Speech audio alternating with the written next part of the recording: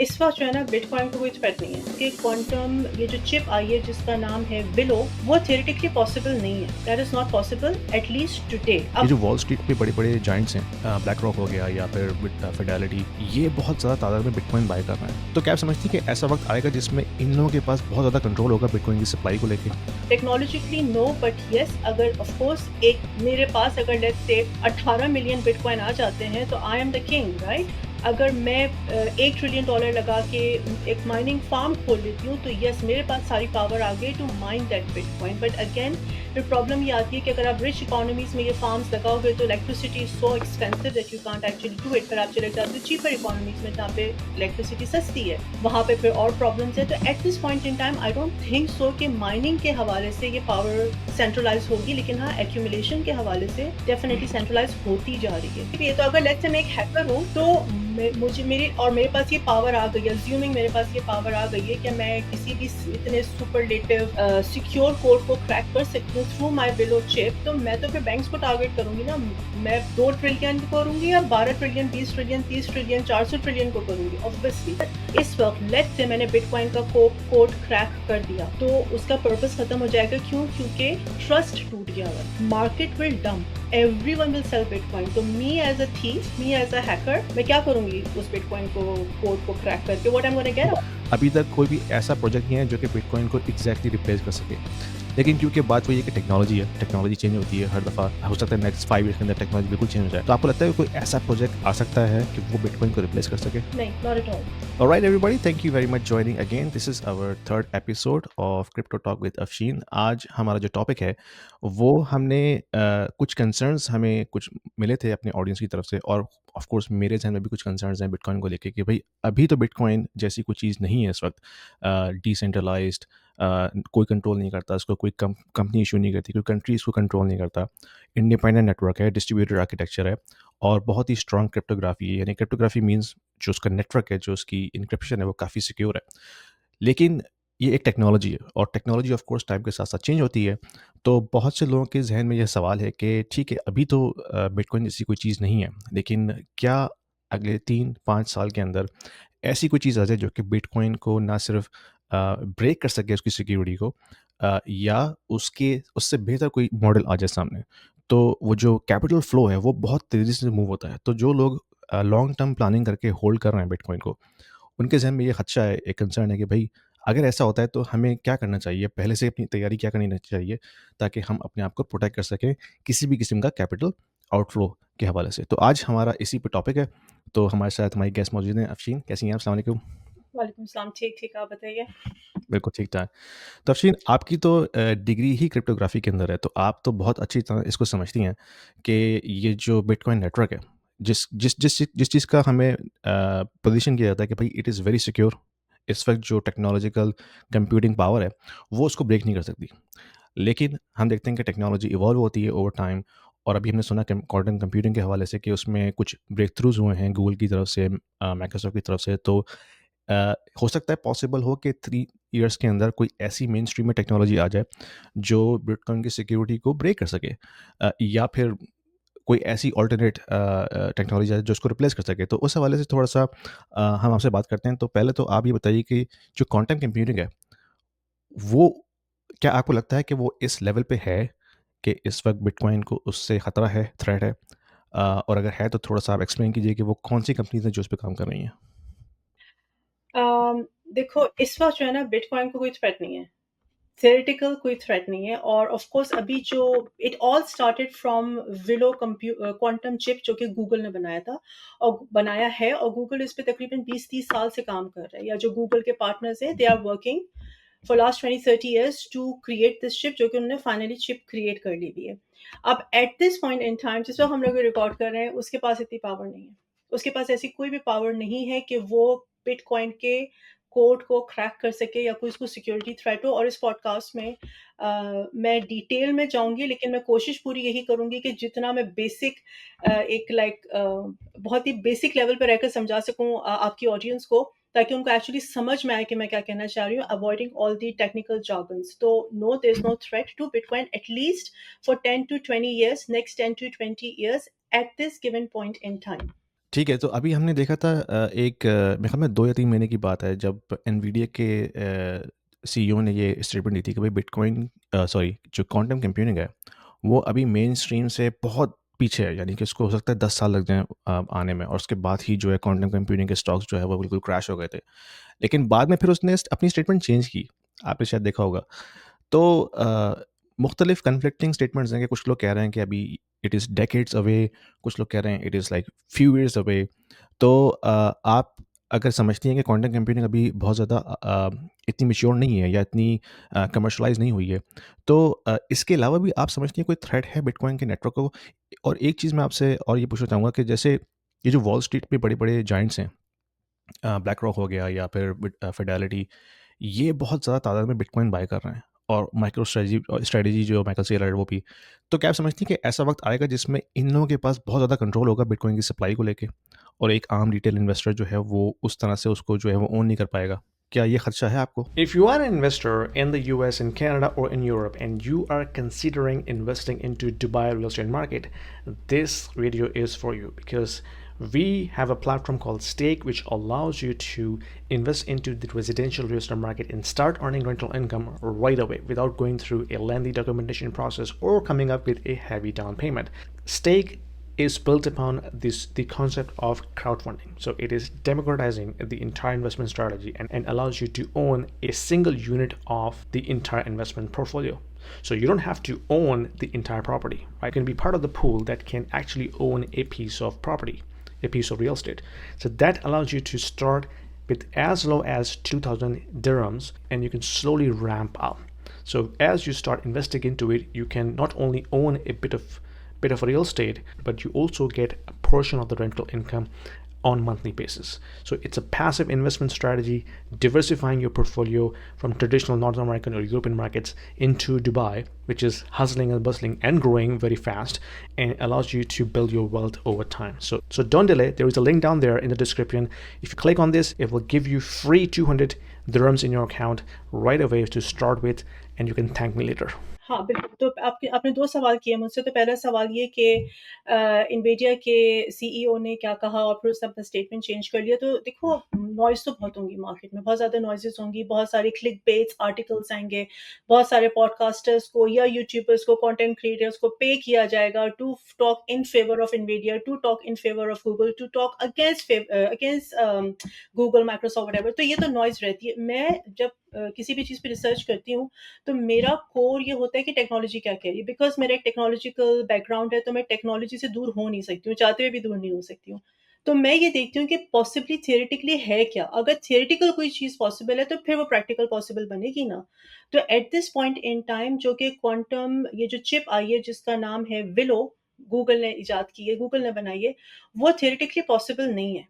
That is not possible at least today. अब noise क्या है, मीडिया क्या कह रहा है, उसमें मैं नहीं जा सकती, because there are so many factors जो कि पे किया जाता है टू टॉक इन फेवर और टॉक अगेंस्ट व्हाटएवर व्हाटएवर। दूसरा आपने सवाल किया कि जो ये हेज फंड्स हैं, ब्लैक रॉक है, फिडेलिटी वगैरह, आर्क इन्वेस्ट, ये बिटकॉइन बहुत तेज़ी से बाय कर रहे हैं, तो क्या इसकी सेंट्रलाइज़ेशन पे इफ़ेक्ट पड़ेगा? टेक्नोलॉजिकली नो, बट येस, अगर ऑफ कोर्स एक मेरे पास अगर लेट्स से 18 मिलियन बिटकॉइन आ जाते हैं, तो I am the king, right? और उन बिल्कुल। लोगों के पास trillions, billions and trillions of funds हैं to buy. So yes, at certain point in time they will be controlling big time. They would have the control big time. Long term में bitcoin की holding in terms of its centralization के एक जगह सारे bitcoin accumulate होगा और वो बंदा बहुत ज़्यादा पावरफुल बन गया। Yes, that is happening as we see. तभी मैं हर वीडियो में ये कह रही होती हूँ कि बिटकॉइन बाय करो, 0.1 बाय कर लो, बिटकॉइन बाय करो। Do not give away your power. हम लोगों के पास एज़ अ मासेस बहुत बड़ी पावर है कि हम लोग बिटकॉइन को ठीक है, एक भी नहीं खरीद कर पा रहे, फ्रैक्शंस में खरीद लो, सातोशीज़ में खरीद लो, बट डू दैट। तो yes, that's a threat, but I don't see it as a threat. Again, it's how you see it. अगर आप उसको एज़ अ थ्रेट देखोगे तो it's a threat. So for example, institutions का आना एक retail investor को बहुत कॉन्फिडेंटली इस मार्केट के अंदर लेकर आएगा, pouring in more trillions and trillions of dollars. Hopefully तो एक वक्त में जाके हम लोग गोल्ड की मार्केट को सरपास कर जाएं। होपफुली हम लोग 30 ट्रिलियन की हो जाए, लेकिन at this point in time it's not, but yes, it's a threat when they are buying so much of bitcoin. हुँ। अच्छा, मैं थोड़ा-सा ऑफ स्क्रिप्ट जाऊँगा। वो ये कि जैसे आपने बात की कि अगर कोई एंटिटी बहुत ज़्यादा एक्यूमुलेट कर लेती है बिटकॉइन को, तो मैं तो ख़ैर बहुत अच्छी तरह उसको नहीं समझता, लेकिन मैंने कहीं पढ़ा था कि अगर ये जो कंसेंसस क्रिएट होता है नेटवर्क के अंदर कि कौन जब आप कोई भी बिटकॉइन की ट्रांज़ैक्शन होती है, तो वो तमाम नोड्स के ऊपर रजिस्टर्ड होती है। तो उसमें कंसेंसस जो है मैच होता है। तो अगर किसी के पास बहुत ज़्यादा वोटिंग पावर होती है, तो वो इन्फ्लुएंस कर सकता है उस पूरे प्रोसेस को, या मैं गलत समझ रहा हूँ इस बात को? नहीं, बिटकॉइन की माइनिंग बेसिकली बिटकॉइन नहीं माइन होता, बेसिकली ब्लॉक माइन होता है। हम लोग राइट। ब्लॉक बिल्ड कर हुँ, रहे होते हैं, तो अब मगर bitcoin is a reward to mining that block, जिसकी वजह से ब्लॉकचेन कहा जाता है कि ब्लॉक्स पे हुँ, ब्लॉक्स जो कि ट्रांज़ैक्शंस हो रही होती हैं, वैलिडेटेड ट्रांज़ैक्शंस हो रही होती हैं, वो ब्लॉकचेन। तो नहीं, when it comes to bitcoin, एक बंदे के पास पावर नहीं है टू वैलिडेट और माइन। बट यस, अगर मैं $1 ट्रिलियन लगा के एक माइनिंग फार्म खोल लेती हूँ, तो यस, मेरे पास सारी पावर आ गई to mine that bitcoin. But again, फिर प्रॉब्लम ये आती है कि अगर आप रिच इकोनॉमीज में ये फार्म्स लगाओगे, तो electricity is so expensive that you can't actually do it. फिर आप चले जाते हो चीपर इकोनॉमीज में, जहाँ पे इलेक्ट्रिसिटी सस्ती है, वहां पे फिर और प्रॉब्लम्स है। तो eight this point in time I don't think सो कि माइनिंग के हवाले से ये पावर सेंट्रलाइज होगी, लेकिन हाँ, एक्यूमुलेशन के हवाले से डेफिनेटली सेंट्रलाइज होती जा रही है। Right, right. ये तो एक थ्रेट है, और ऑफ़ कोर्स जितना ज़्यादा वो एक्यूमुलेट करेंगे, उसी हिसाब से सप्लाई आम रिटेल बंदों के लिए बहुत कम हो जाएगी, और फिर ऑफ़ कोर्स प्राइस एक्शन भी उसी हिसाब से बढ़ेगा, तो हम जैसे लोगों के लिए फिर उसको रीच करना बहुत मुश्किल हो जाएगा कि जब सप्लाई ऑलरेडी लिमिटेड है और एक बहुत बड़ा जायंट उसको एक्यूमुलेट करता जा रहा है ओवर टाइम, तो फिर ऑफ़ कोर्स वो मज़ीद उसमें स्कार्सिटी पैदा होगी और फिर प्राइस एक्शन ऊपर जाएगा। तो अभी हम दोबारा चलते हैं पहले क्वेश्चन की तरफ, जो विलो चिप इन्होंने इन्वेंट की है। तो आपका क्या थीसिस है कि आप क्या समझते हैं कि अभी ये इतनी मैच्योर नहीं है? क्योंकि जो नैरेटिव आए हैं दूसरी कंपनीज़ की तरफ से, जैसे गूगल ने भी माइक्रोसॉफ्ट ने भी एक स्टेटमेंट दी थी कि भई हम भी इस पे काम कर रहे हैं और हम समझते हैं कि 3 साल के अंदर we can bring this product in the market. तो आपकी जो रिसर्च है अब तक, वो आपको क्या लगता है कि क्यों अभी इतनी मैच्योर नहीं है वो टेक्नोलॉजिकली, जो कि बिटकॉइन को थ्रेट कर सके?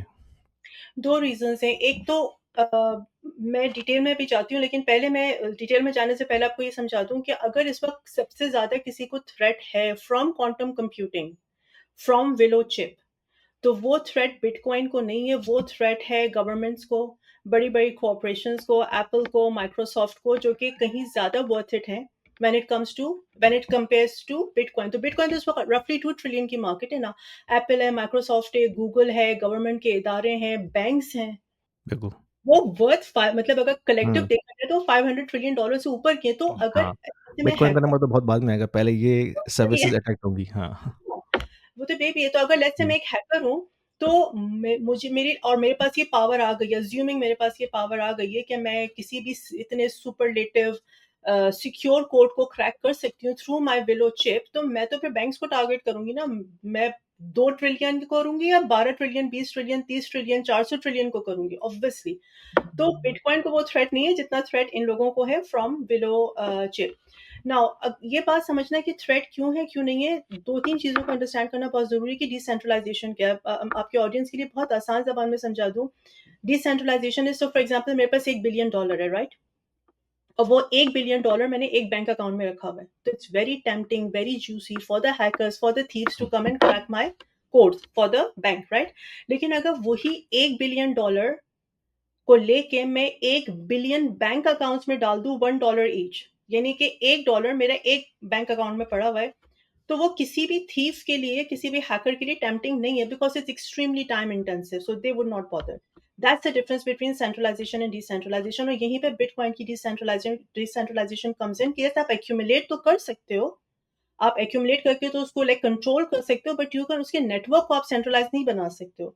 आप उसकी माइनिंग को सेंट्रलाइज नहीं बना सकते, because again you need x number of codes, x number of nodes, जो कि इस कंप्यूट मैथमेटिकल जो पजल है जिसको सॉल्व करता है, जिसकी बेस पे एक ब्लॉक माइन होता है, उसके लिए आपको एक रैंडम नंबर चाहिए। तो वो मैं नहीं कंट्रोल कर सकती, वो आप नहीं कंट्रोल कर सकते। वो जो सुपर कंप्यूटर्स हुँ, उस नंबर को ढूंढ रहे हैं, वो मैं ब्लैक रॉक हो जाऊं, या मैं फिडेलिटी, आर्क इन्वेस्ट, हुएवर, मैं नहीं कंट्रोल कर पाऊंगी, because it's just random and you need extreme power.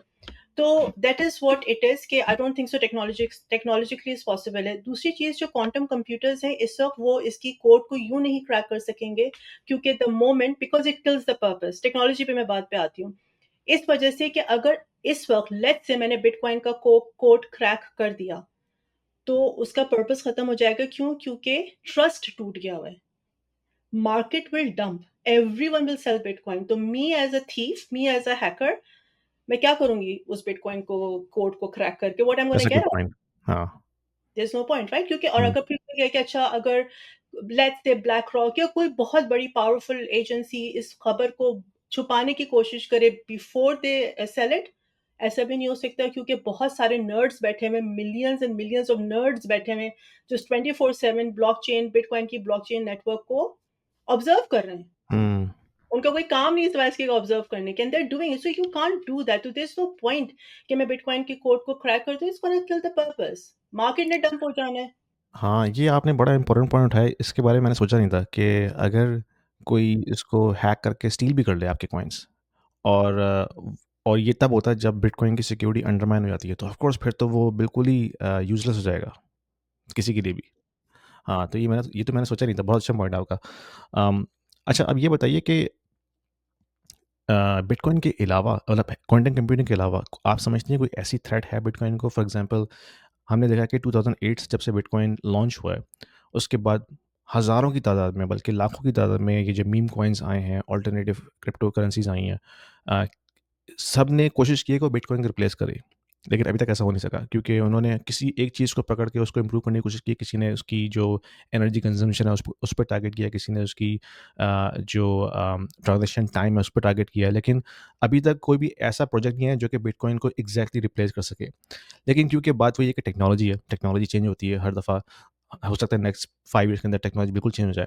तो आपको लगता है कि कोई ऐसा प्रोजेक्ट आ सकता है टेक्नोलॉजी की एडवांसमेंट्स की वजह से कि वो बिटकॉइन को रिप्लेस कर सके? If you are new in crypto and you're looking for an exchange to start crypto journey today, check the link in the description below. I have a link for the Coinbase platform which will give you $10 worth of BTC for free if you start using my link. नहीं, not at all. Technologically may be, but at the same time ये बात भी समझो कि Bitcoin was built to evolve and adapt as and when needed के basis पे। अगर आप टेक्नोलॉजी, अगर आप कंप्यूटर्स और टेक्नोलॉजी को समझते हो तो यू मस्ट अंडरस्टैंड के नीड टू नो बेसिस दो चीज़ें जो हम लोग को पढ़ाई जाती है when it comes to security and cyber security और cryptography. Need to know basis और एज एंड व्हेन नीडेड के बेसिस पे। तो बिटकॉइन को बिल्ड किया गया है एज एंड व्हेन नीडेड के बेसिस पे। वो इवॉल्व होगा, वो अडॉप्ट होगा, नंबर वन। नंबर टू, चलो लेट्स हम लोग अज्यूम भी कर लेते हैं कि बहुत पावरफुल प्रोजेक्ट आ गया जिसकी technology is so phenomenal, whatever whatever, but the thing is bitcoin is not technology, it's not just a technology, it's a monetary system जो कि current monetary system को threaten कर रहा है। then it has a whole community, then it has scarcity element into it। ठीक है, 21 million bitcoin है इस वक्त। जो भी नया प्रोजेक्ट आता है वो बिलियंस ऑफ टोकन्स अपने माइन करते हैं, मिलियंस ऑफ टोकन्स माइन करते हैं for the sake of money making, whatever whatever। Bitcoin is just 21 million और आखिरी बिटकॉइन कब माइन होगा? 2021-40 में, एज एस्टिमेटेड टुडे, राइट? और फिर आप ले भी आओगे टेक्नोलॉजी, अब वो कम्युनिटी कहाँ से लेकर आओगे? आप इंस्टीट्यूशन का इंटरेस्ट कहाँ से लेकर आओगे? आप नेशंस का इंटरेस्ट कहाँ से लेकर आओगे? Where will you bring USA? How would you convince USA, China, El Salvador, Brazil, whatever, India? कहाँ, कैसे आप उनको कन्विंस करोगे कि get out of Bitcoin and let's get into this new token? जो कि नेटवर्क इफ़ेक्ट की बात होती है। Exactly. So hmm. the thing is कि it's not just Bitcoin. Bitcoin is not just a token. It's not just a token. It's a futuristic monetary system जो कि current banking system को, current financial fiscal system को seriously threat कर रहा है। Gold के साथ उसको अब गोल्ड के साथ किसी चीज को कंपेयर करना कोई आसान मजाक बात नहीं है। It's being compared with gold क्योंकि over the period of last 10 years जब हम लोगों ने इन्फ्लेशन देखी, रिसेशन देखी, वॉर्स देखी, व्हाटएवर, डिप्रेशन, इकोनॉमिक डिप्रेशन का थ्रेट वगैरह देखा, तो व्हाट वी सॉ के लोगों ने बिटकॉइन के अंदर और गोल्ड के अंदर अपना इंटरेस्ट रखा। और अगर आप 12-15 साल का निकालो तो bitcoin is a better performing asset than gold still today, still today. हुँ। हाँ, ये बात तो है कि मैंने भी देखा था कि अगर लास्ट इवन 10 इयर्स की मैं परफॉर्मेंस मेज़र करता हूँ बिटकॉइन की तो ऑन एवरेज 10 इयर्स अगर हम देखते हैं तो उसने तमाम एसेट क्लासेस को बीट किया है। ऑफ कोर्स उसमें कुछ ईयर्स ऐसे हैं जिसमें बिटकॉइन काफ़ी नीचे गया, लेकिन अगर आप उसको 10 ईयर्स के होराइज़न पे एवरेज करते हैं तो उसका जो एनुअल रिटर्न है वो काफ़ी हेल्दी है। तो इसके अलावा आप क्या समझते हैं कि जो, क्योंकि बिटकॉइन नेटवर्क पे रन करता है ना, नेटवर्क बेसिकली कंप्यूटर इंफ्रास्ट्रक्चर है। तो वहाँ से आपको आप समझती हैं कि वहाँ से उसको कोई थ्रेट आ सकती है? क्योंकि लेट्स से अगर कोई ऐसा अटैक हो जाए, साइबर अटैक हो जाए कि सारे जो नोड्स हैं जो रन कर रहे हैं, वो उनमें वायरस आ जाए या वो इन्फेक्टेड हो जाएँ किसी भी बग्स के ज़रिए, तो आपको लगता है कि वो थ्रेट है उसको, या ये भी जो है पॉसिबल नहीं है with the possibility of whatever technology we have? Threat तो है, ऑफ कोर्स हुँ, थ्रेट तो हम लोग को एलियंस का भी है। एलियंस हाँ, आकर पूरे प्लैनेट को खत्म, वो भी थ्रेट है। मैं घर से बाहर जाऊँगी, गाड़ी में मेरा एक्सीडेंट हो जाएगा, वो भी थ्रेट है। थ्रेट्स तो हैं, देखो थ्रेट्स तो होंगे बिल्कुल। बिकॉज़ जहाँ जब टेक्नोलॉजी बनती है तो उससे पहले हैकर्स उस टेक्नोलॉजी को अडैप्ट करके उसको क्रैक करने की कोशिश कर रहे होते हैं। तो थ्रेट्स तो हैं, लेकिन the beauty of this network is के चूँकि ये एक डिसेंट्रलाइज़्ड है और ये पब्लिक डोमेन पे है। सो फॉर एग्ज़ाम्पल सिर्फ़ समझाने के लिए आसान ज़बान में 100 माइनर्स बैठे हुए हैं जो इस वक़्त बिटकॉइन के नेटवर्क को चला रहे हैं, ठीक है? जैसे ही हम लोग को थ्रेट कोई आया, हम लोग 100 ने एग्री कर लिया कि just shut down this system, shut it down, no threat. हुँ, और this is exactly what Satoshi predicted back in 2010। 2009 में बिटकॉइन बना था जनवरी में, 2010 में सातोशी ने ये चीज प्रिडिक्ट की थी कि दो पोटेंशियल थ्रेट्स हम लोगों को आ सकते हैं, which is again related to quantum computing. कि आइदर जो वो जो पजल बेसिकली सॉल्व किया जाता है जिसकी बेस पे माइंड ब्लॉक होता है, अगर वो पजल दो चीजें हो सकती हैं, क्या तो उसको स्लो डाउन कर दिया जाए, स्लोली उसको क्रैक करने की कोशिश कर दी जाए, या सडनली हो जाए। तो दोनों सूरतों में कोड्स बैठे हुए हैं, माइनर्स बैठे हुए हैं, नोड्स हैं जो कि उस पजल को आइदर मज़ीद कॉम्प्लिकेटेड बना देंगे, या अगर सडन थ्रेट आता है जैसे कि आपने कहा, तो नेटवर्क को वो शट डाउन कर सकते हैं। अब जैसे लेट्स से मेरे पास एक बहुत सुपर पावरफुल, मैं एक जगह में बैठी हुई हूँ और मेरे दरवाजे इतने पावरफुल हैं कि उस दरवाज़ों को कोई नहीं तोड़ सकता, और बाहर के लोगों को पता चल गया कि इसने इसके कोड को, नेटवर्क को बंद कर दिया हुआ है, so there is no point in getting in. और वो जो राइट। दरवाजे हैं जिन पे 2 ताले लगे हैं वो एन्क्रिप्शन कहलाती है। सो हुँ, येस, थ्रेट तो है। अब आगे क्या होगा टेक्नोलॉजी के क्षेत्र में मुझे नहीं पता, आई एम नॉट अ, मैं कोडर थी, अब मैं कोडिंग नहीं करती, बट थ्रेट्स हैं, जिस तरह एलियंस का थ्रेट है, जिस तरह बहुत सारे थ्रेट्स हैं, बट उसकी प्रोबेबिलिटी क्या है अकरेंस की, that is what we should be looking into. That's a very good point. Threat तो हमारा जो करंट फाइनेंशियल सिस्टम है उसको भी है, जो फिएट मनी है। ठीक है, आज करेंसी की जो भी परचेज़िंग पावर है, लेकिन हो सकता है कल ना रहे। हमने देखा है लेबनान में क्या हुआ है, उनकी करेंसी ओवरनाइट फॉल कर गई थी। टर्की में इन्फ्लेशन आई थी करेंसी फॉल करने की वजह से, पाकिस्तान में कितनी करेंसी को जो है गिर चुकी है। तो ये तो थ्रेट मौजूद है सिस्टम के अंदर। तो ये आपने बड़ा इंपॉर्टेंट पॉइंट रेज़ किया है कि थ्रेट्स तो हैं, लेकिन ऑफ कोर्स उसकी प्रोबेबिलिटी हमें ऑब्ज़र्व करनी चाहिए कि वो कितनी ज़्यादा या कम है। तो आपने तो फिर इस पॉडकास्ट में काफ़ी सिंपलिस्टिक कर दिया लोगों के लिए कि भई डरने की कोई ज़रूरत नहीं है, और अगर ऐसा होता भी है तो ऑफ़ कोर्स उससे पहले बहुत सारी दूसरी चीज़ें हैं जो अटैक होंगी। बिटकॉइन का नंबर शायद बहुत ही बाद में आए, और अगर ऐसा होगा भी तो of course then this will be the end of the world. Um, नहीं, जी, एंड ऑफ कुछ द कहना वर्ल्ड चाहेंगे? तो मैं नहीं कह सकती हूँ, लेकिन हाँ, एज़ पर साइंटिस्ट 10 से 20 साल हैं, और उसका वो बहुत सिंप्लिफाइड एक तरीका बताते हैं। वो ये कहते हैं कि टू अटैक द एक मिनट, या बिटकॉइन को ब्रेक करने के लिए, इसके कोड को क्रैक करने के लिए हम लोग को hundreds of millions of qubits चाहिए। Okay, we need hundreds of millions of qubits to crack the code of Bitcoin. That's what scientists and physicists say, या coders बताते हैं। विलो के पास इस वक्त सिर्फ अराउंड 100 क्यूबिट्स है। That's it. वो पावरफुल है ही नहीं इस वक्त। इट्स हुँ, जस्ट लाइक, आप इस तरह समझ लो, अगेन ऑडियंस को आम जबान में, बहुत सादा जबान में समझाने के लिए, एक बेबी ड्रैगन पैदा हुआ है आज, और हम लोग ये डर रहे हैं कि ये बेबी ड्रैगन इस बहुत बड़े किले को, जो बहुत सिक्योर है, उसको आग लगा देगा। हाँ, जब वो बड़ा होगा तो शायद वो लगा दे, जो कि अभी 10-20 साल है, लेकिन at this point in time हम लोग एक बेबी ड्रैगन से डर रहे हैं कि वो इस पूरे किले को, जो कि इंतहाई सिक्योर है, उसको आग लगा देगा। So that at this point in time, that's where we are standing when it comes to Bitcoin being threatened by quantum chip, Willow chip, जो कि गूगल ने बनाया है। राइट। अच्छा, आखिर में आपसे एक लेमन ज़बान में क्वेश्चन करूँगा कि अगर हम बिटकॉइन के नेटवर्क को कंपेयर करते हैं जो दूसरी क्रिप्टो करेंसीज़ हैं उनके नेटवर्क से, लेट्स से इथेरियम से कंपेयर करते हैं। तो क्या चीज़ इंसेंटिफाई करती है उन कोडर्स को जो कि बिटकॉइन के लिए डेवलपमेंट कर रहे हैं वर्सेस इथेरियम?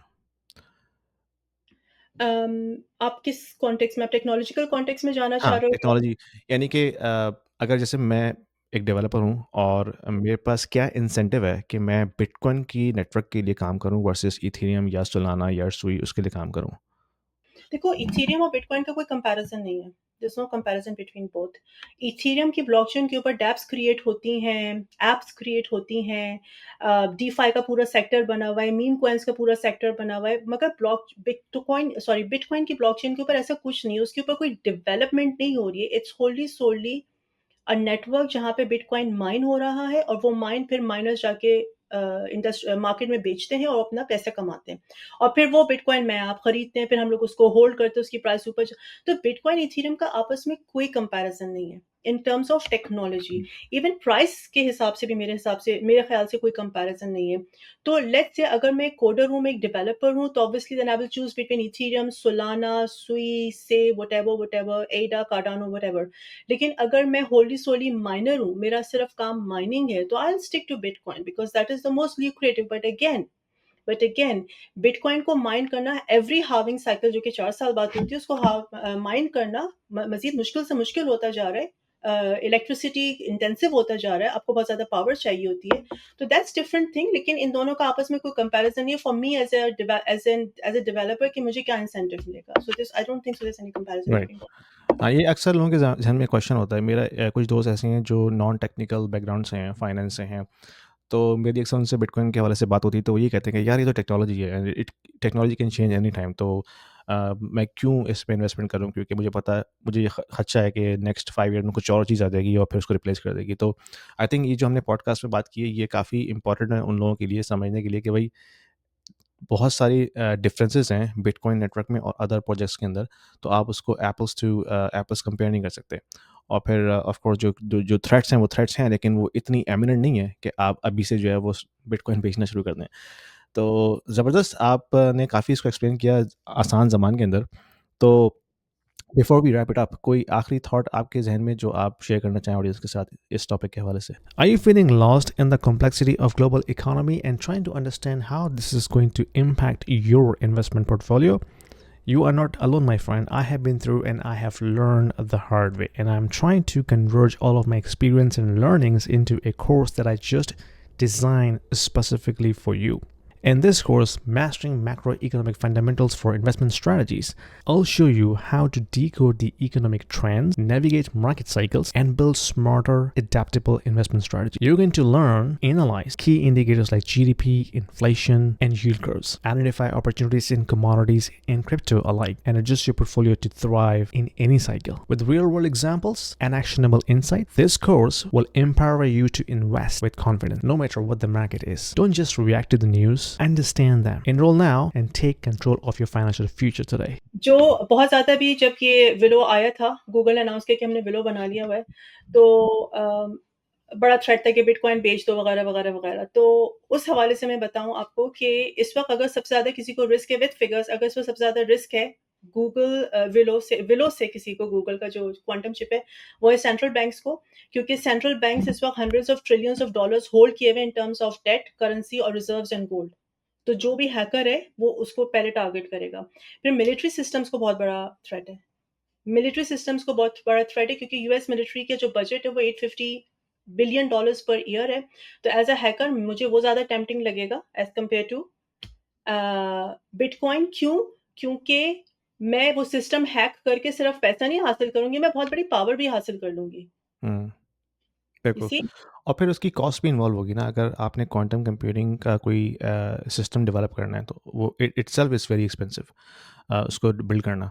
तो ऑफ कोर्स कॉस्ट भी इन्वॉल्व है, तो कोई इंडिविजुअल तो कर नहीं सकता। उसके लिए आपको कोई बहुत बड़ा एंटिटी चाहिए या कंट्री चाहिए जो इस तरह की सिस्टम डेवलप करे, अगर इसने अटैक भी करना है। हाँ। एग्जैक्टली। फिर बिग कॉर्पोरेशंस जैसे कि अमेज़न है, एप्पल है, गूगल इटसेल्फ को बहुत बड़ा थ्रेट है। अगर वो ऐसा कोई वाक़ई क्वांटम हुँ, चिप बना के मार्केट में रिलीज़ कर देते हैं, जिसके पास वाक़ई ये पावर है, तो सबसे पहले तो लोग गूगल के कंप्यूटर्स को, गूगल को हुँ, बस वो ये ईच जो है कि 1 ट्रिलियन ऊपर से इनकी।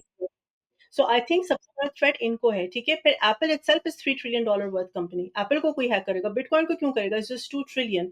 और नॉट टू फॉरगेट बहुत सारे बिटकॉइन लॉस्ट भी हो चुके हैं। दे हैव बीन लॉस्ट क्योंकि लोगों अच्छा, इस ने पे मुझे क्वेश्चन आता है कि वो जो हम बात करते हैं कि कुछ बिटकॉइन्स लॉस्ट हो गए हैं, तो वो कहाँ लॉस्ट हुए हैं? क्या उनकी रिकवरी का कोई चांस नहीं है? नहीं, so once you send a bitcoin or any crypto into the wrong wallet or onto the wrong network, then it's lost forever. वो कभी रिकवर नहीं हो सकता। इस अच्छा। तरह आप समझ लो कि मैं बिटकॉइन को मैंने भेज दिया है गलती से, क्योंकि मुझे पता नहीं है इथेरियम की ब्लॉकचेन पे। हुँ, तो अगर आप ट्रेडिंग करते हो या आप बाय सेलिंग करते हो तो हमेशा एक आता है वार्निंग आ रही होती है एक्सचेंज की तरफ से, वॉलेट्स की तरफ से, कि मेक श्योर करो कि तुमने सही नेटवर्क चूज़ किया, क्योंकि अगर तुमने गलत नेटवर्क पे ये कॉइन सोलाना का सेव व्हाटएवर भेज दिया, जैसे कि मैंने इथेरियम को सॉरी सोलाना को मैंने ट्रॉन के नेटवर्क पे भेज दिया, तो इट्स लॉस्ट, क्योंकि वो ब्लॉकचेन उसको सपोर्ट ही नहीं करती है। हुँ। तो दे आर लॉस्ट फॉरएवर। लेकिन ऐसा होना नहीं चाहिए कि ऐसा कुछ सिस्टम हो जिसमें वो उसको उस ट्रांज़ैक्शन को कैंसल कर दे। अगर आप किसी रॉन्ग नेटवर्क पे भेज रहे हैं एक ट्रांज़ैक्शन को और वो उसको सपोर्ट नहीं कर रहा, तो बाय डिज़ाइन उसको तो कैंसल हो जाना चाहिए।